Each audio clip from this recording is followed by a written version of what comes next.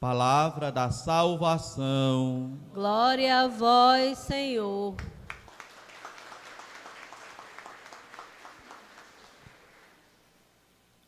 Virão dias em que farei cumprir a promessa de bens futuros para a casa de Israel. É o que Jeremias, irmãos e irmãs, profetiza como palavra de Deus na primeira leitura da Santa Missa de hoje. Esta Santa Missa, com a qual iniciamos o ano litúrgico, o tempo do Advento, primeiro tempo litúrgico de nossa igreja, de nossa vivência litúrgica. E este tempo, irmãos e irmãs, ele deve ser caracterizado por, sobretudo, duas virtudes: a virtude da esperança, a virtude, aliás, três, que são o trio que Paulo fala: a virtude da esperança, a virtude da fé e a virtude da caridade ou do amor. A esperança e a caridade, o amor, são tocados nesta liturgia por meio da primeira leitura e da segunda leitura. Na primeira leitura, o profeta Jeremias, profetizando e falando em nome de Deus, desperta no povo a esperança nas promessas de Deus. Esperar pelas promessas de Deus. Por isso, o Senhor vai falar por meio do seu profeta Jeremias: eis que virão dias, diz o Senhor, em que farei cumprir a promessa de bens futuros para a casa de Israel e para a casa de Judá. O profeta quer despertar no povo a esperança nas promessas de Deus. Deus tem promessas e essas promessas se cumprem, se realizam no seu devido tempo.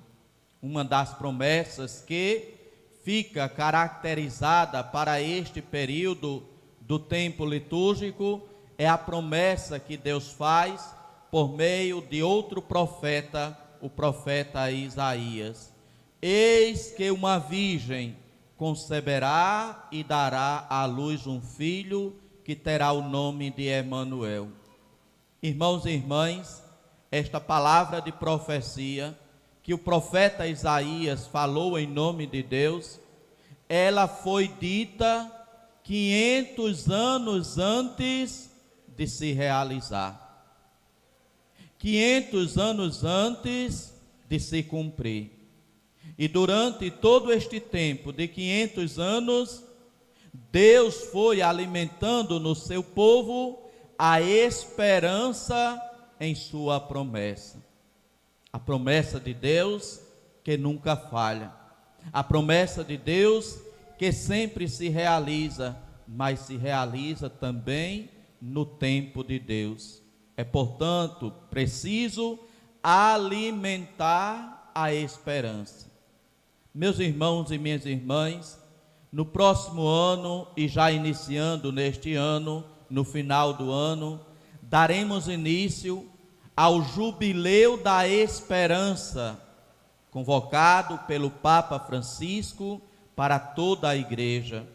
O Jubileu, que é um evento que acontece a cada 25 anos. De 25 em 25 anos, o Papa convida toda a humanidade, toda a Igreja, para celebrar um jubileu. E neste ano, o Papa convoca a Igreja para que no ano de 2025 possa viver um jubileu com a temática da esperança. E o próprio Papa Francisco, quando iniciou o seu ministério, na sua primeira encíclica, ele convidava a não perder a esperança. Não deixeis que vos roube a esperança. Não podemos perder, meus irmãos e minhas irmãs, a esperança. A esperança, inclusive, no nosso ditado popular, é a última que morre, mas esta esperança, ela nem morrer ela pode, ela tem que persistir no tempo. Por isso este tempo do advento, caracterizado também pela esperança nas promessas de Deus, vem então no seu início com este convite feito da parte do Senhor.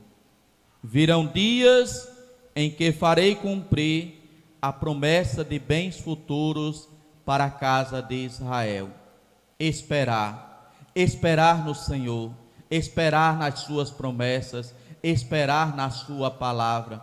Inclusive, como diz São Paulo, esperar contra toda a esperança.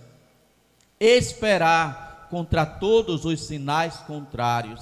Esperar contra tudo aquilo que se torna obstáculo para a prática da esperança. Irmãos e irmãs, a esperança é uma das chamadas 3 virtudes teologais que Paulo vai dizer na primeira carta aos Coríntios.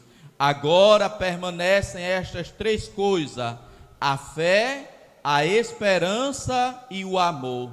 A maior delas é o amor. Por que a maior delas é o amor?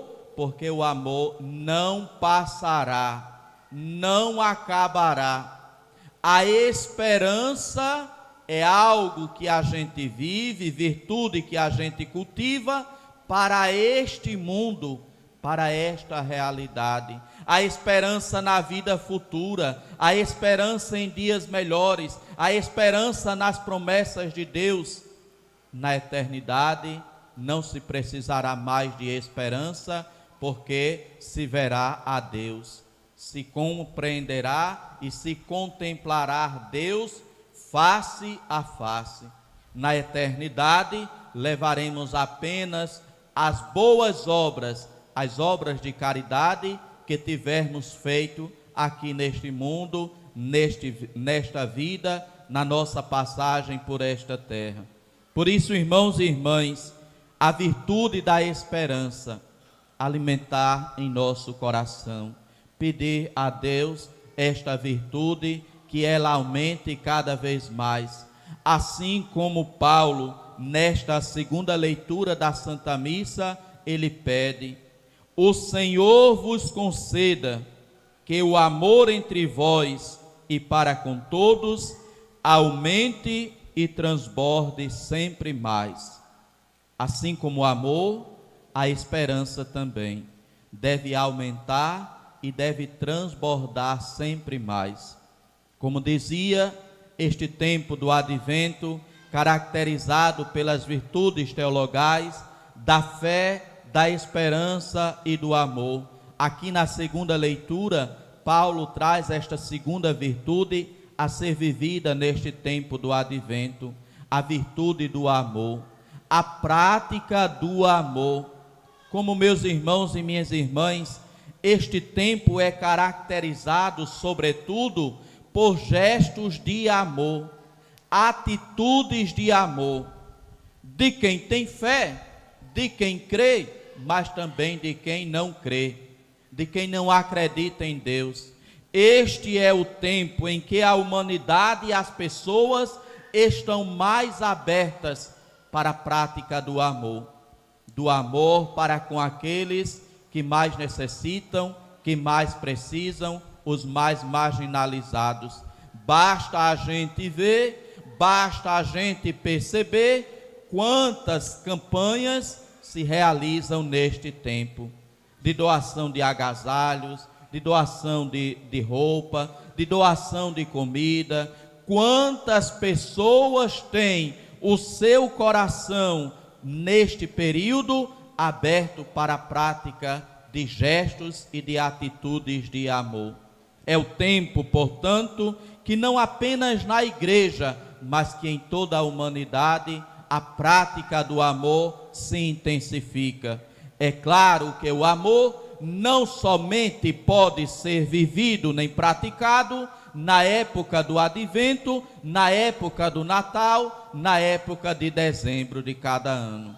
ele precisa ser vivido em cada período, em cada tempo e em cada momento. E para nós, os cristãos, aqueles que seguem o ensinamento de Jesus Cristo, muito mais, não existe tempo para a prática do amor, para a prática da partilha, para a prática da solidariedade. É um mandamento do Senhor que deve ser vivido ao longo de todo o ano e não apenas no final do ano.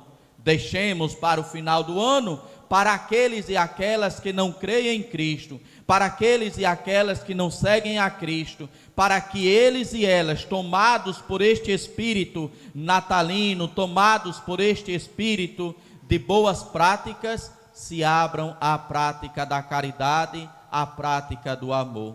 Peçamos ao Senhor que Ele nos ajude, e de modo especial neste período do Advento, a abrir o nosso coração, a viver com maior intensidade as virtudes da esperança e a virtude do amor. Lembremos, no próximo ano, já iniciando no final deste ano, estaremos celebrando o Jubileu da Esperança. Falaremos intensamente, falaremos de modo aprofundado sempre mais desta virtude chamada teologal, a virtude da esperança. Que o Senhor faça com que a esperança em cada um de nós sempre cresça e sempre aumente mais, como pede São Paulo em relação ao amor, nesta segunda leitura da Santa Missa de hoje. Sejamos pessoas de esperança, não deixemos morrer a esperança, e de modo especial a esperança nas promessas de Deus, promessas que sempre se realizam, promessas que sempre se cumprem, mas se realizam e se cumprem no tempo de Deus. Que a esperança seja marcada em nosso coração, de modo especial neste tempo do Advento que iniciamos hoje. Louvado seja nosso Senhor Jesus Cristo. Para sempre seja louvado.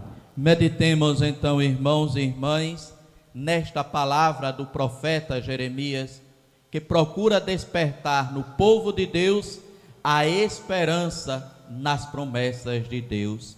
Virão dias, diz o Senhor, em que farei cumprir a promessa de bens futuros para a casa de Israel.